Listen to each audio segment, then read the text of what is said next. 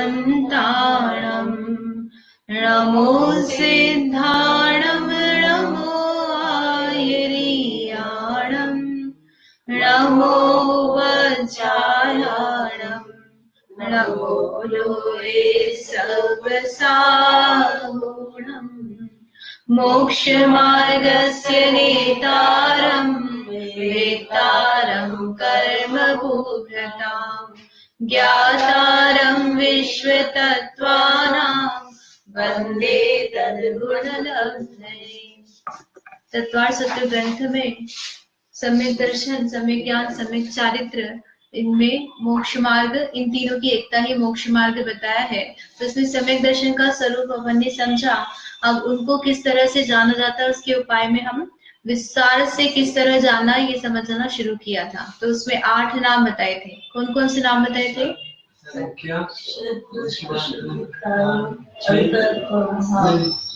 उसको बताने दो। एग्जिस्टेंस और क्वांटिटी हो गई, इसके बाद अंतर विग्रह का अंतर बाद में आएगा। तो आप भले क्षेत्र और स्पर्शन, फिर अंतर, फिर विग्रह काल। अंतर और विग्रह काल। अच्छा, काल और फिर अंतर। ठीक है, कितने हुए? 6 पढ़े इसलिए 6 बताए। सीमा भाभी सूत्र याद है। अंतर, भाव और अल्प। इस तरह से 8 सम्यक दर्शन को जानने के उपाय हैं। तो इसमें सत का मतलब क्या बताया? सत्य ने अस्तित्व होना है पदार्थ पहले, यह बताना, वह सत से जानना होता है। फिर उसके बाद में संख्या, संख्या ने कितना, क्वांटिटी है। फिर तीसरे नंबर पे है क्षेत्र। क्षेत्र में क्या है कि वर्तमान में वो किस जगह पर है, किसका स्पर्श कर रहा है, वह एरिया, वह क्षेत्र। और स्पर्शन में क्या बताया कि तीनों काल में उसने जो जो एरिया कवर किया है, वह एरिया जो मतलब स्पर्श किया है, उसको स्पर्शन कहा। फिर इसके बाद में स्पर्शन के बाद में काल बताया। तो काल में क्या बताया? काल यानी वो जो भी हम चीज को जानने का प्रयास कर रहे हैं, वह कब से कब तक रहेगा। तो वो 2 तरह से देखा, नाना जीवों की अपेक्षा से और एक जीव की अपेक्षा से। तो स्थिति में तो हमने बस सामान्य से जिस सम्यक दर्शन की स्थिति देखी, जगन्य, अंतर्मूर्त, उत्कृष्ट, जो है 66 सागर, 33 सागर, अनेक प्रकार से जो निकाले। और यहाँ पर हम काल में कैसे निकाल रहे, नाना जीवों की अपेक्षा से। तो मिथ्या दृष्टि जीव कब कब पाए जाते हैं, और कभी ऐसा समय होता है क्या कि जब नहीं पाए जाते, तो हमेशा पाए जाते हैं। ऐसे नारकी जीव है, तो नारकी जीव जो है उनके सम्यक दर्शन कब से कब तक पाया जाएगा। तो वो अपन नाना जीव और एक जीव की अपेक्षा से काल निकाला। फिर अंतर, अंतर में क्या बताया कि एक गुण से गुणांतर हो, फिर वापस उस गुण को प्राप्त करे, उसी अवस्था को प्राप्त करे। तो उसके बीच में जो गैप हुआ, वो गैप को क्या कहा? अंतर कहा। अंतर भी कैसे निकालेंगे? जैसे मिथ्यात्व से सम्यक्त्व में गया, सम्यक्त्व से वापस मिथ्यात्व में गया। या एक इंद्रिय था कोई जीव, एक इंद्रिय से अब वापस एक इंद्रिय कब बनेगा, वो अंतर निकाला जा सकता है ना। एक से क्या बनेगा? 2, 3, 4 इंद्रिय, 5 इंद्रिय, संगीत, त्रियंच के अलावा मनुष्य बन गया, नारकी बन गया, मतलब कब तक वो मैक्सिमम एक इंद्रिय नहीं बनेगा। तो उसका क्या हो गया? अंतर, उत्कृष्ट अंतर। और जगन्य कितना हो गया कि अभी एक इंद्रिय बना, अंतर मुहूर्त बाद वापस एक इंद्रिय बन गया, या तुरंत फिर से एक इंद्रिय बन गया। एक समय एक समय का तो नहीं आएगा उसमें, अंतर में कम से कम उतना एक तो लेना ही पड़ेगा उसमें। तो वो तो वापस एक इंद्रिय बना तो अंतर नहीं बनेगा। तो एक इंद्रिय से 2 इंद्रिय बना या 3 इंद्रिय, कुछ भी बना, अंतर मुहूर्त तो कम से कम पर्याप्त अवस्था उतनी तो रही उसकी, और फिर वापस एक इंद्रिय बन गया। तो इस तरह से एक अवस्था से दूसरी को प्राप्त कर वापस पुनः पहली अवस्था को प्राप्त करना अंतर है। और भाव में क्या बताया कि 5 प्रकार के जो जीव के भाव हैं, औपशमिक, शायोपशमिक, शायिक, औदयिक और पारिणामिक। तो इन भावों में से कौन सा भाव उस पर अप्लाई हो रहा है, वो परिणाम जो है, वो अवस्था है, वो कौन से भाव के कारण से बन रही है। तो जैसे मिथ्यात्व है, तो वह मिथ्यात्व के उदय से, दर्शन मोहिनी के उदय से मिथ्यात्व अवस्था बनती है। और सम्यक्त्व है तो वह कैसे बनती है कि दर्शन मोहिनी की 3 और अनंतानुबंधी की 4, इनका उपशम होगा तो औपशमिक सम्यक दर्शन, क्षय होगा तो क्षयिक सम्यक दर्शन, और क्षयोपशम होगा सम्यक तो प्रकृति का उदय होगा तो क्षयक्षमिक सम्यक दर्शन। इस तरह से उदयिक भाव भी हो गया, क्षयोपशमिक भी हो गया और क्षयिक, ये 3 भाव हो गए। ठीक है, तो इस तरह से भाव लगाया। अब आखिरी का कौन सा है? अल्प बहुत। अल्प बहुत में क्या बताते हैं? अल्प यानी कम और बहुत यानी ज्यादा। तो जो कम ज्यादा कंपैरिजन जिसमें किया जाता है, कौन ज्यादा है कौन कम है, उसे कहते हैं अल्प बहुत। एक दूसरे की अपेक्षा न्यूनाधिक का ज्ञान करने को अल्प बहुत्व कहते हैं।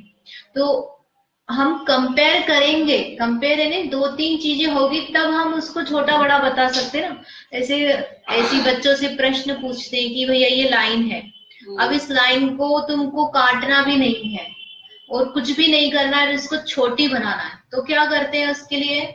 उसके पास में एक बड़ी लाइन खींच देते हैं, तो क्या हो गया? वह लाइन छोटी हो गई। अपने आप में उसमें कोई चेंज नहीं आया लाइन में, लेकिन जब हम उसके पास में बड़ी लाइन खड़ी देखते हैं, खींची देखते हैं, तो वो लाइन कैसी हो गई? छोटी हो गई।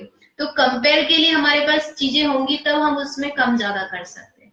तो अब यहाँ पर हम क्या करेंगे? जो जो हमने चीजें, जिस भी पदार्थ को हम देख रहे हैं, तो उसमें हम लगाएंगे कम ज्यादा। जैसे हमने मिथ्या दृष्टि जीव ली है, तो मिथ्या दृष्टि जीव जो है, अब जीव है तो जीव में हमने संसारी और मुक्त भेद किया, तो संसारी ज्यादा है कि मुक्त ज्यादा है? संसारी ज्यादा है। फिर संसारी में मिथ्या दृष्टि है, सम्यक दृष्टि है, औपशमिक है, शायिक है, क्षयोपशमिक है। अब कौन ज्यादा कौन कम? अपन सम्यक तो पे नहीं जाकर सामान्य से अपन 4 गति के जीव ही ले लेते हैं। 4 गति के कौन कौन सी है? नरक, तिर्यंच, मनुष्य और देव। तो हम इसमें देखेंगे कि सबसे कम जीव कौन सी गति में? तो कौन सी गति में आएंगे? कि मनुष्य गति में सबसे कम जीव है। क्यों है? कि मनुष्य, जो पर्याप्त मनुष्य होते हैं वो तो संख्याती होते हैं, ये 2.5 द्वीप में 45 लाख योजन में मनुष्य पाए जाते हैं। उसके अलावा जो अपर्याप्त समूर्छन जीव है वो असंख्यात है, वो ज्यादा नहीं है। फिर इसके बाद में हम निकालेंगे 3 गति कौन कौन सी बची? देव, नारकी और तिर्यंच। अब इसमें सबसे ज्यादा देखेंगे तो सबसे ज्यादा जीव कौन सी गति में है? तिर्यंच में, क्योंकि निगोदिया जीव अनंत होते हैं, तो वो सबसे आखिरी में हो गए। मनुष्य सबसे पहले हो गए, नहीं सबसे कम हो गए। अब बचे देव और नारकी। तो देव और नारकी में जो देव है वो ज्यादा है और नारकी कम है। ज्योतिषी व्यंतर मतलब देव इतने ज्यादा है कि वो नारकी उसमें कम ही पड़ते हैं। अपन सारी 4 गति के संगी जीवों को बोलते हैं देवों से कुछ अधिक, इतने देव होते हैं। कैलकुलेशन में थोड़ा सा प्लस कर दो देवों की संख्या में, तो बाकी 3 गति के पंचेंद्रिय जीव उसमें जुड़ जाते हैं। तो इस तरह से अल्प बहुत तो हमने किसका निकाला? गति का, संख्या से निकाला। हम काल से भी निकाल सकते हैं। जैसे हमारे पास सम्यक दर्शन का काल लिया हमने, 3 सम्यक दर्शन है, औपशमिक, क्षयोपशमिक और शायिक। अब हमको इनका कम अल्प बहुत्व करना। अल्प बहुत्व मतलब कि कौन सा सम्यक दर्शन कम से कम समय तक, कितने समय तक रहेगा, तो उसका काल कितना है। तो औपशमिक सम्यक दर्शन का जो काल है वो सबसे कम आ गया। फिर क्षयोपशमिक का बीच का आ गया और शायिक का ज्यादा का गया। मतलब शायिक जो एक बार हो गया तो अनंत काल तक चलता है, तो उसको काल का अल्प बहुत्व किया तो औपशमिक का काल कम हो गया, क्षयोपशमिक का उससे ज्यादा और शायिक का उससे ज्यादा। तो सिर्फ हम संख्या में ही अल्प बहुत्व निकाल सकते हैं ऐसा नहीं है, और भी जिस चीज में हम निकाल सकते हैं कौन सा लगा रहे हैं हम उसमें। जैसे क्षेत्र है तो हम क्षेत्र का भी अल्प बहुत्व कर सकते हैं। स्पर्शन का क्षेत्र किसका ज्यादा है, किसका कम है। क्षेत्र का जो क्षेत्र है, जैसे हमने सत लिया, संख्या ली, फिर उसके बाद में क्षेत्र है, तो वो क्षेत्र का अल्प बहुत्व किया जा सकता है कि वर्तमान का कौन से नरक के नारकी का क्षेत्र कम है, ज्यादा है। या हम स्पर्शन का निकाल सकते हैं, काल का निकाल सकते हैं। तो जिस पर हम लगा सकते हैं उनका निकाल सकते हैं। इसे संख्या में 14 बड़ा स्थान है। अभी आपने बोला क्षेत्र नारकी का, कैसे निकालना? पहले नरक के नारकी का जो क्षेत्र है वो उसके बिल जो रहेंगे उतना ही रहेगा। दूसरे नरक के नारकी है तो उसका उतना रहेगा। तो किसका एरिया कम है, किसका ज्यादा है, हम वो देख करके निकाल सकते हैं। पहले क्या? बिल वाला पहले बताया। हाँ पहले बताया था, लेकिन अल्प बहुत्व नहीं बताया था। उसमें अल्प बहुत्व घटाना नहीं बताया। तो इस तरह से अल्प बहुत्व संख्या में जीवों की संख्या, और जिसमें भी अपन लगा सकते हैं। पुद्गल है तो पुद्गल की संख्या में भी अपन लगा सकते हैं। आगे जब वर्गणा आदि पढ़ेंगे तो कौन सी क्या वर्गणा कैसी है, कितनी है, ये सब उसमें लगाया जा सकता है। तो अल्प बहुत्व से क्या फायदा है? कुछ फायदा है क्या? रिपीटेशन ही हुआ ना, उसमें क्या फायदा हुआ? सच समझ में आता है कि है, संख्या से हमको क्या पता चलता है कि कितनी है। क्षेत्र, स्पर्शन, काल, अंतर्भाव, अल्प बहुत्व न, भाव तक तो हमको समझ में आ रहा है कि हम उस पदार्थ को ही जान रहे हैं, लेकिन अल्प बहुत्व को जानने से क्या फायदा है?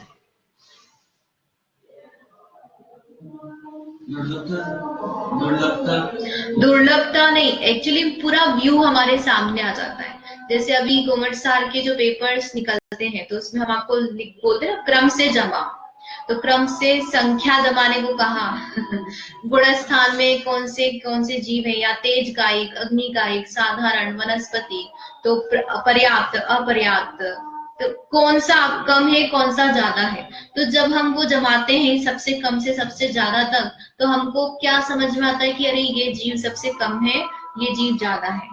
और सिद्ध जीव से भी ज्यादा कौन से हो गए? साधारण निगोरिया जीव ज्यादा हो गए। और सूक्ष्म ज्यादा है कि बादर ज्यादा है?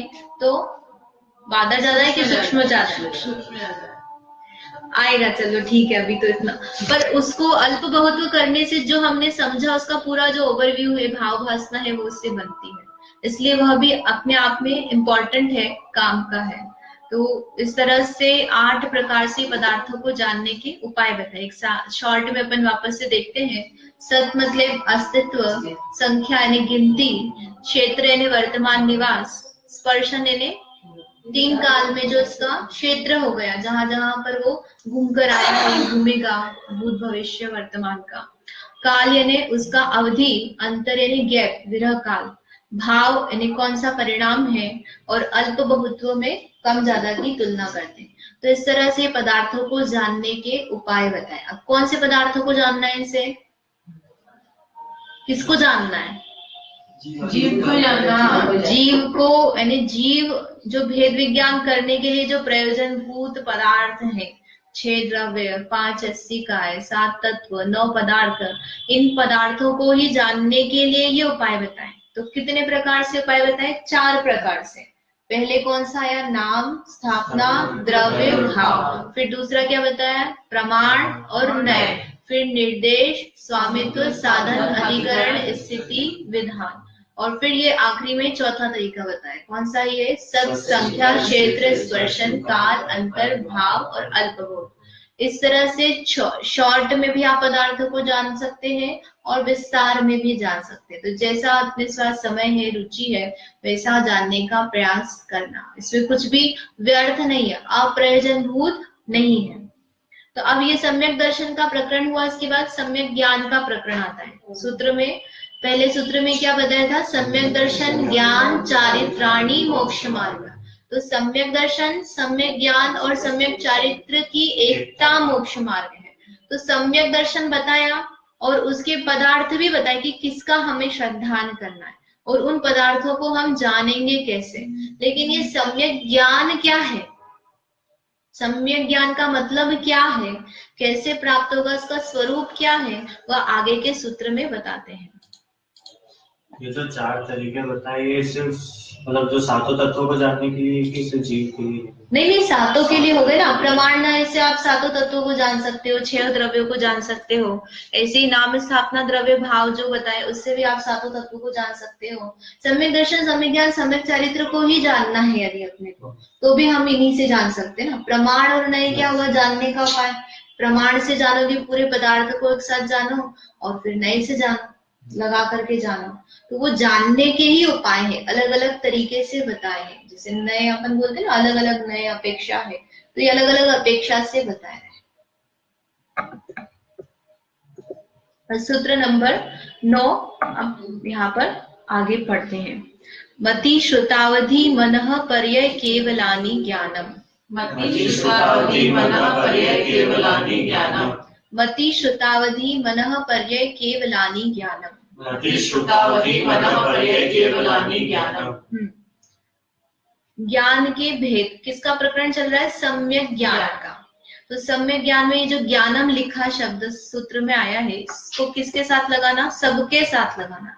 मति शब्द के साथ, श्रुत के साथ, अवधि के, मनःपर्यय और केवल, इन पांचों के साथ इस ज्ञान शब्द को लगाना। तो क्या बनेगा? मति ज्ञान, श्रुत ज्ञान, अवधि ज्ञान, मनःपर्यय ज्ञान और केवल ज्ञान। ये क्या हो गए? ज्ञानम, यानी ये क्या है? ज्ञान के प्रकार है, ज्ञान के भेद, 5 प्रकार के सम्यक ज्ञान। मति, श्रुत, अवधि, मनःपर्यय और केवल ज्ञान, ये 5 ज्ञान है। तत्प्रमाणे, सूत्र रिपीट करना आपको। तत्प्रमाणे, तत्प्रमाणे ने, तत् यानी वह, प्रमाण है। क्या प्रमाण है? कि जो अभी ऊपर हम ज्ञान बता करके आए हैं, 5 ज्ञान, ये ज्ञान ही क्या है? प्रमाण है। ये पांचों, ये 4 सूत्र अपन अभी साथ में करेंगे, इनका विषय एक जैसा चलता है। तो जो प्रमाण शब्द है यहाँ पर, पहले उसको अपन समझते, फिर आगे का ये जो 5 ज्ञान का स्वरूप है वो अपन फिर समझते हैं। तो ये प्रमाण कहा, तो प्रमाण मतलब क्या होता है? अपन लौकिक में प्रमाण किसको कहते हैं? प्रूफ, है ना। जैसे कोर्ट है, तो कोर्ट में क्या एविडेंस मांगा जाता है कि यह व्यक्ति ने मर्डर किया है या यह निर्दोष है, इसका आप क्या दो? प्रूफ दो। प्रमाण क्या है? तो हम उसमें क्या बोलते हैं? इसने प्रत्यक्ष आंखों से देखा हुआ, एक आई विटनेस है। और कई बार क्या होता है कि आई विटनेस नहीं है, तो उसको हम क्या बोलते हैं? कि यह हम प्रमाणित नहीं है, कुछ एविडेंस, कुछ प्रूफ नहीं है। तो प्रमाण का जो अर्थ निकाला, उसका मतलब क्या हुआ? कि यह साबित किया जा सकता है। तो ये 5 ही ज्ञान क्या है? प्रमाण है। इस सूत्र का भाव है। तो 5 ज्ञान को प्रमाण कहने की क्या जरूरत है? कि अन्य जगह पर अन्य प्रकार से प्रमाण माना जाता है।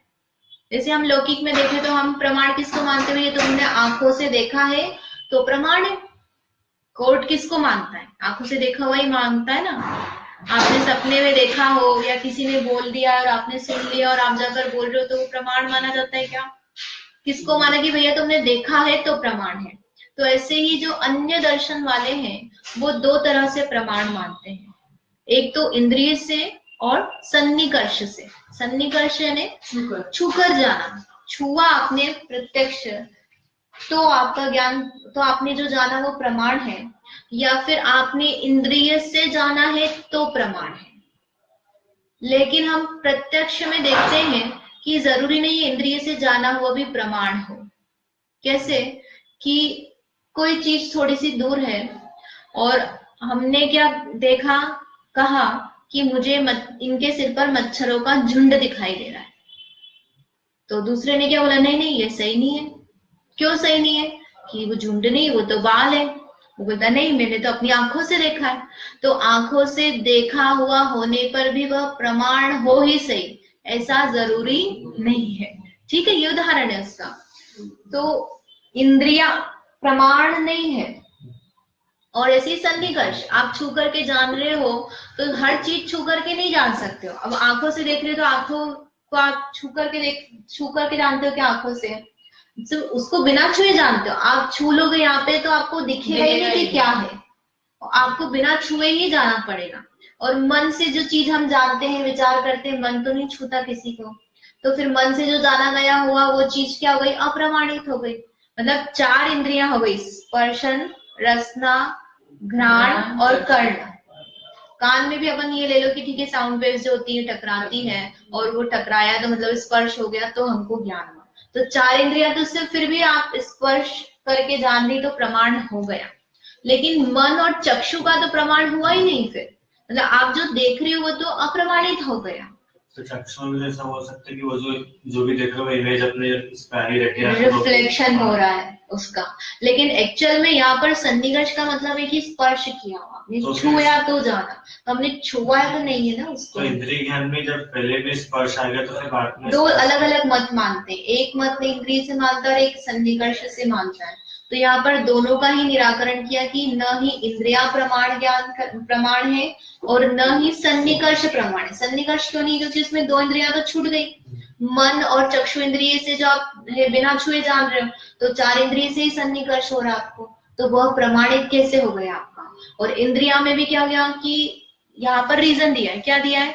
इंद्रियों सन्निकर्ष से सूक्ष्म, दूर और अंतरित पदार्थों का ज्ञान नहीं हो सकता। अब सूक्ष्म मतलब क्या हुआ कि एकदम छोटा, जो आंखों से दिखे ही नहीं, माइक्रोस्कोप से दिखे आपको, तो उसका आपको ज्ञान नहीं हो सकता, सूक्ष्म पदार्थ हो गया। ऐसे ही दूर है, दूर है मतलब जैसे वो अपन ने उदाहरण में लिया कि थोड़ा दूर व्यक्ति बैठा है, तो उसका क्या हमने देख करके आंखों से देखा, लेकिन हमको किसी का बाल का झुंड दिख रहा है और किसी में मच्छर का झुंड दिख रहा है, तो वह इंद्रिय से ही जाना, लेकिन ऐसा होने पे भी चूंकि दूर है तो हम नहीं जान सकते उसको। तो ये तो थोड़ा ही दूर था, आप और ज्यादा दूर ले लो, अयोध्या ले लो, केरल ले लो, ये दूर हो गया ना, तो वहां का चीज आप कैसे जानोगे।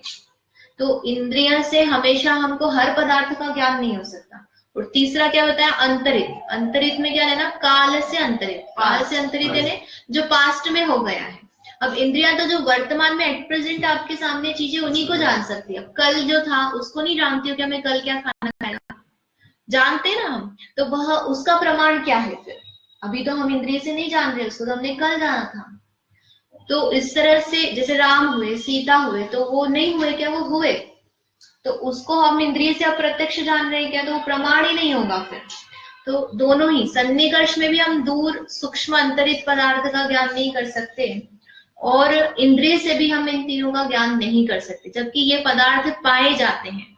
तो इसलिए ये जो हमारे 5 ज्ञान हो गए, मति, श्रुत, अवधि, मन, पर्याय, केवल ज्ञान, इनसे हम इन तीनों प्रकार के पदार्थों का ज्ञान कर सकते हैं। इंद्रिय से भी ज्ञान होता है और इंद्रिय से बिना भी, लेकिन ज्ञान से ही ज्ञान हो रहा है ना, हमारे ज्ञान से उसकी जानना बन रहा है। जो मति ज्ञान है उससे जाना हमने, श्रुत ज्ञान से जाना, तो वह ज्ञान प्रमाण है। वह ज्ञान जो है वह हमारे जानने में क्या बन रहा है, प्रमाण है, उसी से जाना जा रहा है, और वो जो जान रहा है वही सही है। इंद्रिय और सन्निकर्ष जो है वह प्रमाण नहीं है, यहाँ पर ये बताया है।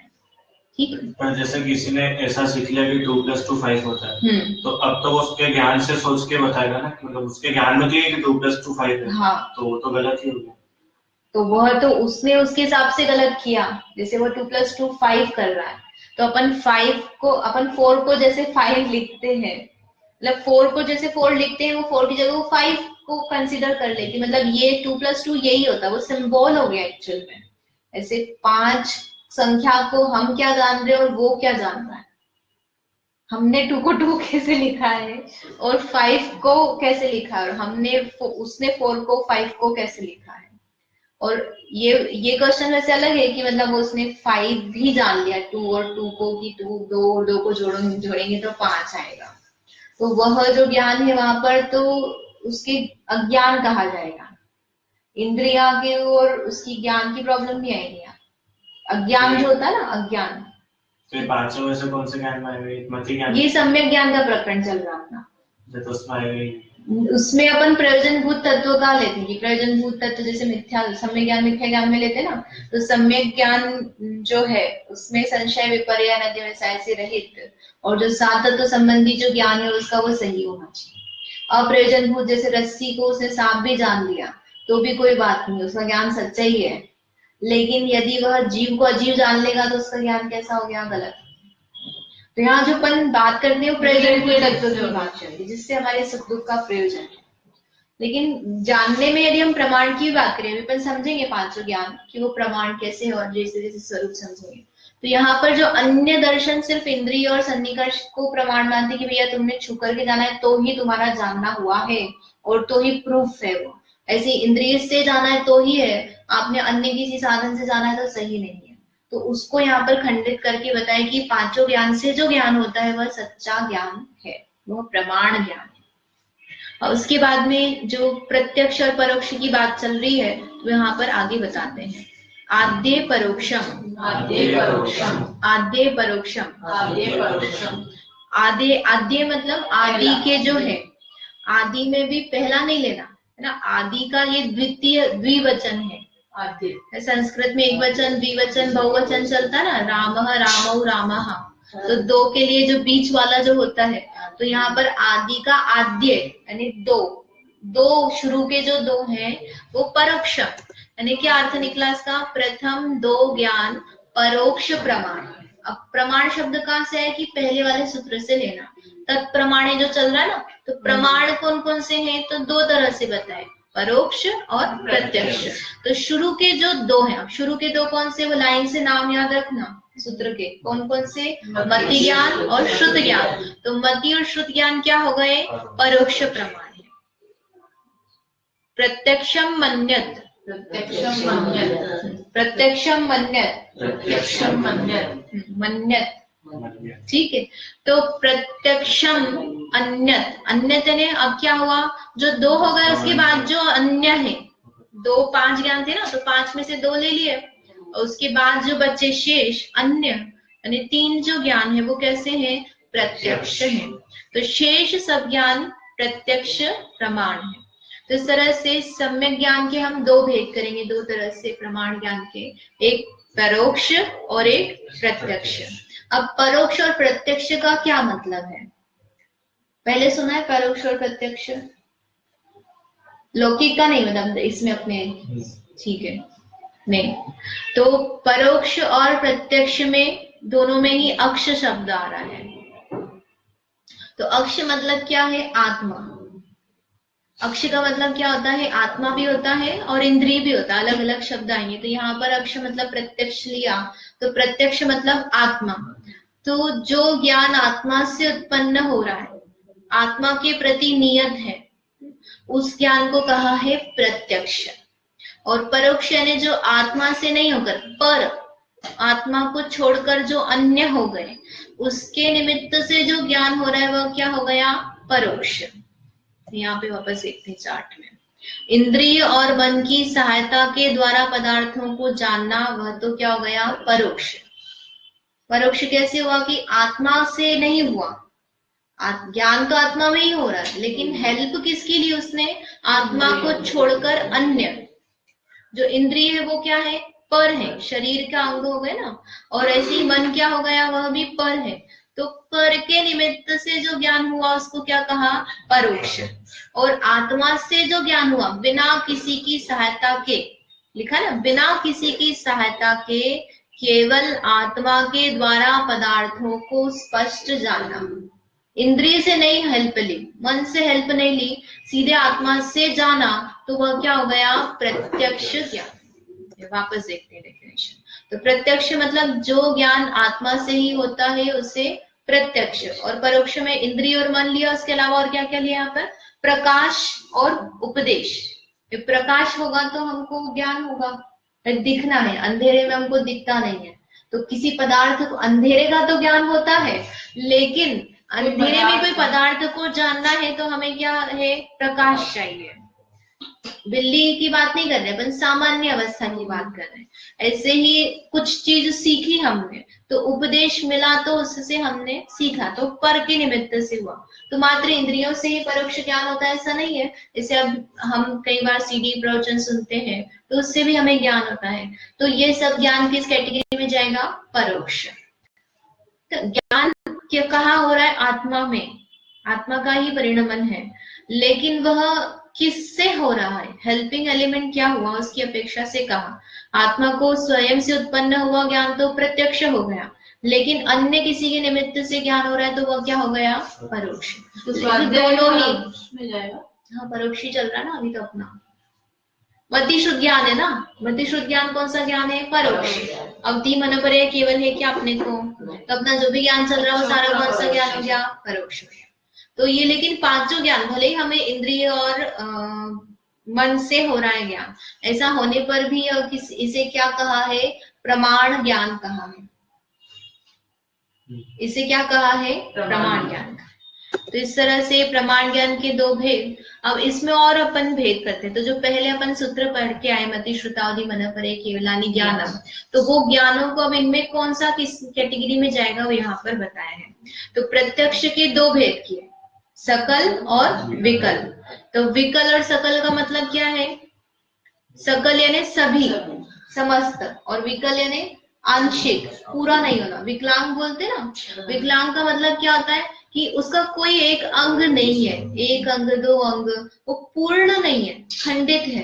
तो ऐसे ही विकल ज्ञान जो हुआ उसका मतलब क्या हुआ कि जो पूर्ण ज्ञान है वैसा ज्ञान नहीं होकर उसको टुकड़े में ज्ञान है, थोड़ा ज्ञान है, आंशिक ज्ञान है, तो उसको कहा है विकल। तो प्रत्यक्ष के दो भेद हुए, विकल प्रत्यक्ष और सकल प्रत्यक्ष। अब विकल और सकल में क्या भेद किया कि पूरा ज्ञान, जितना ज्ञान आत्मा को हो सकता है स्वभाव का और संपूर्ण पदार्थों का, वह ज्ञान हो गया तो वह सकल ज्ञान है। तो वह ज्ञान कौन सा है? केवल ज्ञान। तो सकल का भेद कौन सा हो गया? केवल ज्ञान। केवल ज्ञान प्रत्यक्ष लिया क्योंकि आत्मा से ही उत्पन्न होता है बिना किसी की सहायता के। और विकल में क्या लिया? अवधि ज्ञान और मनोपर्य ज्ञान। तो अवधि ज्ञान और मनोपर्य ज्ञान में इंद्रिय और मन की सहायता की जरूरत नहीं पड़ती, इसलिए कैसा हो गया? प्रत्यक्ष। लेकिन विकल कहा? क्यों? क्योंकि उसमें पूरा ज्ञान नहीं हो रहा है। स्वरूप समझेंगे अपन तो अवधि ज्ञान में भी रूपी पदार्थ का ज्ञान है और मनोपर्य ज्ञान में भी रूपी का ही ज्ञान है, तो 5 द्रव्यों का ज्ञान नहीं हो रहा उसमें, तो इसलिए वह कैसा हो गया? विकल। वो तो प्रत्यक्ष ही रहा है। क्यों? क्योंकि उसमें मनोपर्य ज्ञान जो है वो तो मन से होगा, तो उसमें मन उसकी जो परिभाषा उसमें जानता कि इसको मन में जो रूपी पदार्थ स्थित होता है उसका ज्ञान होता है। अगर वो जीव आत्मा का चिंतन कर रहा है, सिद्ध भगवान का चिंतन कर रहा है, तो उनको वो नहीं जान सकता मनोपर्य ज्ञानी मुनिराज। तो रूपी पदार्थ, दोनों में ही रूपी पदार्थ की शर्त आती है। तो पूरा नहीं जान रहा लेकिन जान आत्मा से रहा है बिना किसी की सहायता के, इसलिए कैसा हो गया? प्रत्यक्ष। लेकिन पूरा नहीं जान रहा इसलिए कैसा हो गया? विकल। तो प्रत्यक्ष के दो भेद हुए, कौन कौन से? सकल और विकल। विकल कौन कौन से हो गए? अवधि ज्ञान और मनोपर्य ज्ञान। सकल कौन सा हो गया? केवल ज्ञान। और परोक्ष में कौन कौन से आ गए? मति और शुद्ध ज्ञान, आद्य परोक्ष। अब यहाँ पर प्रश्न होता है, जैसे 7 तत्व में हमने क्रम देखा था। क्रम मतलब पहले जीव लिया, फिर अजीव लिया, फिर आश्रव, फिर बंध, संवर, निर्जरा, मोक्ष, इनका क्रम था और इस क्रम का कारण भी आपने समझा। तो इसी तरह से ये 5 ज्ञान दिए, मति, शुद्ध, अवधि, मनोपर्य, केवल ज्ञान, तो इसमें भी क्रम है। तो ये क्रम का कारण क्या है कि मति ज्ञान को पहले लिया, केवल ज्ञान को ले लेना था, केवल ज्ञान पूजनीय है, स्वभाव है, तो आपको केवल ज्ञान को ले लेना था। तो इसमें ऐसा क्रम क्यों रखा? तो यहाँ पर बताते हैं कि मति ज्ञान का विषय सबसे अल्प है, इसलिए इसे सबसे पहले रखा। विषय मतलब जो पदार्थों को जान रहा उसकी अपेक्षा से 5 का क्रम है। तो केवल ज्ञान का सबसे ज्यादा है, इसलिए उसको क्या रखा? सबसे आखिरी में रखा। और मति ज्ञान का सबसे कम है। अब सबसे कम कैसे हो गया कि 5 इंद्रियों से जो ज्ञान जाना जाएगा वो लिमिटेड ही होगा। आप जो सुनने में आएगा, देखने में आएगा, दृष्टि लिमिटेड हो गई, कर्ण इंद्रिय है, रसना इंद्रिय है, तो इनका विषय अपने आप में लिमिटेड हो गया। तो इसलिए उससे जो ज्ञान होगा वो भी लिमिटेड होगा। तो वह लिमिटेड है इसलिए उसको सबसे पहले रखा। फिर मति के बाद में क्या हो गया? शुद्ध ज्ञान। तो शुद्ध ज्ञान में क्या है? शुद्ध ज्ञान में द्वादशांग तक का ज्ञान आ जाता है, तो इसलिए मति ज्ञान से तो ज्यादा ही ज्ञान है। और उसके बाद में अवधि, मनोपर्य रखा है। तो अवधि ज्ञान में क्या हो गया कि विशुद्धि से हम फर्क कर सकते हैं, क्योंकि अवधि ज्ञान में यदि क्षेत्र देखा जाएगा तो मनोपर्य ज्ञान से ज्यादा आएगा, लेकिन अवधि ज्ञान को होने के लिए जो विशुद्धि चाहिए वो कम है। और मनोपर्य ज्ञान किसको होगा? कि मुनिराज को ही होगा। तो और अवधि ज्ञान चारों गति के जीवों को हो सकता है। तो अवधि ज्ञान के लिए विशुद्धि कम चाहिए, मनोपर्य ज्ञान के लिए उससे ज्यादा, और केवल ज्ञान के लिए पूर्ण शुद्धि चाहिए। तो विशुद्धि और विषय क्रम अधिक है। विषय क्रम में अवधि ज्ञान में जो जाना जाता है उससे मनोपर्य ज्ञान का विषय सूक्ष्म होता है। मनोपर्य ज्ञान में मन की बातों को जानना है, तो मन वैसे ही जटिल होता है, तो बहुत विशुद्धि होगी तो वह सामने वाले के मन की बातों को जान सकता है। तो इसलिए अवधि ज्ञान के बाद मनोपर्य ज्ञान रखा और मनोपर्य ज्ञान के बाद केवल ज्ञान रखा। तो इस तरह से 5 ज्ञानों का क्रम है। मति ज्ञान में विषय कम है, शुद्ध ज्ञान में उससे ज्यादा है। अवधि, मनोपर्य, केवल ज्ञान में विशुद्धि बढ़ती हुई है और विषय भी बढ़ता हुआ है, इसलिए इस तरह से इन 5 ज्ञानों का क्रम रखा।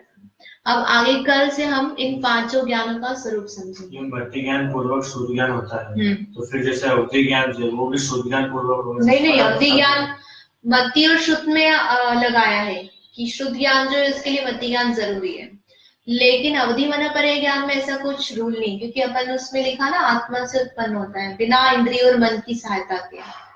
तो अभी परिभाषा समझेंगे तो समझ में आएगा कि कैसे इनमें डिफरेंस है। सिर्फ मति शुद्ध ज्ञान के लिए नियम है कि उसको मति ज्ञान चाहिए। और एक टाइम में कितने ज्ञान साथ में हो सकते हैं? एक टाइम में जो लब्धि है, मतलब आपके पास में कैपेबिलिटी जो है, कैपेबिलिटी आपके पास 4 की हो सकती है। मति शुद्ध ज्ञान की कैपेबिलिटी है, लेकिन एट ए टाइम आपको ज्ञान जो वर्क करेगा, जो व्यापार चलेगा, वो तो किसी एक ज्ञान का ही चलेगा। ऐसे आपके पास में आप कौन कौन सा ज्ञान है? मति शुद्ध ज्ञान दोनों हो सकते, दोनों है, ठीक है। लेकिन अभी कर क्या रहे हो? आप सुन रहे हो, तो सुन रहे हो तो मति ज्ञान चल रहा है, और सुनकर विचार कर रहे हो तो शुद्ध ज्ञान चल रहा है। तो वो वर्क जो है वो एट ए टाइम एक चलेगा, लेकिन आपके पास जो कैपेबिलिटी है वो कितनी हो गई? 2 हो गई। तो ऐसे मैक्सिमम कितनी हो सकती है? 4 की हो सकती है। आएगा अभी ये सब इसमें, इसी अध्याय में आएगा। तो अगली मंडे को क्लास रहेगी, मंडे की क्लास में अपन 5 ज्ञानों का स्वरूप जो है वो करेंगे, ठीक है। कुछ प्रश्न है? ये प्रमाण और नए जो अपन देखे तो उनसे अलग है वाला जो प्रमाण है से, हाँ वो प्रमाण उसी में ले लेंगे इसको कि वो प्रमाण से जाना जा रहा है, लेकिन फिर भी थोड़ा सा अलग है उसमें। प्रमाण में मतलब यहाँ पर सच्चा माना जा रहा है कि ये जो हम जान रहे हैं, ये जो ज्ञान है ये ही सच्चे है, इनसे जो ज्ञान है वही सच्चा ज्ञान है। सम्यक ज्ञान का प्रकरण चल रहा है ना, इसलिए जावाणी के ज्ञान ते सुजे लोकालो सो वाणी मस्तक